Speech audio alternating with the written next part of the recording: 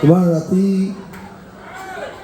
মানে বহুত ডাঙৰ কথা কৰিলোঁ, মানে ইমান বয়স হৈছে তেওঁ, এইটো টাইমত তেওঁ শুব লাগে, খোজ কৰিব লাগে, কিন্তু ইমান ৰাতি আহিছে।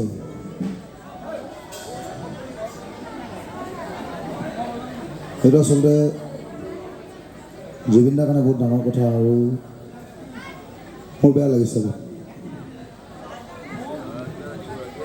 আমি সন্মান দিব পাৰোঁ, তেখেতৰ পৰা আমি আশীৰ্বাদ বিচাৰিছোঁ, আৰু লগতে আমাৰ অমৃত দাস তেখেতৰ পৰা আমি বিচাৰিছোঁ। অমৃত দাস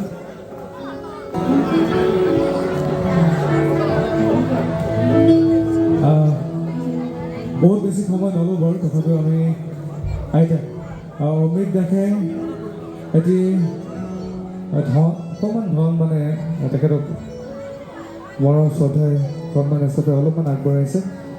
501 টকা আগবঢ়াইছে আমাৰ অমৃত দাসে। এটি ডাঙৰ হাতচাপৰ বিচাৰিছোঁ।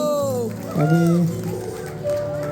ধন্যবাদ জ্ঞাপন কৰিছোঁ এই মঞ্চতে। আমি আইতাই সুস্বাস্থ্যৰে থাকক, খুব ধুনীয়াকৈ থাকক, খুব ভালকৈ থাকক।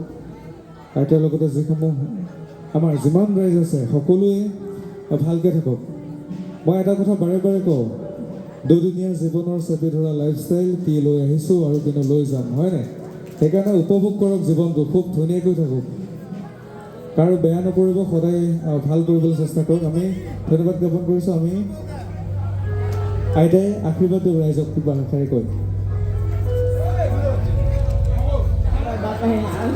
আশীৰ্বাদ দিছা।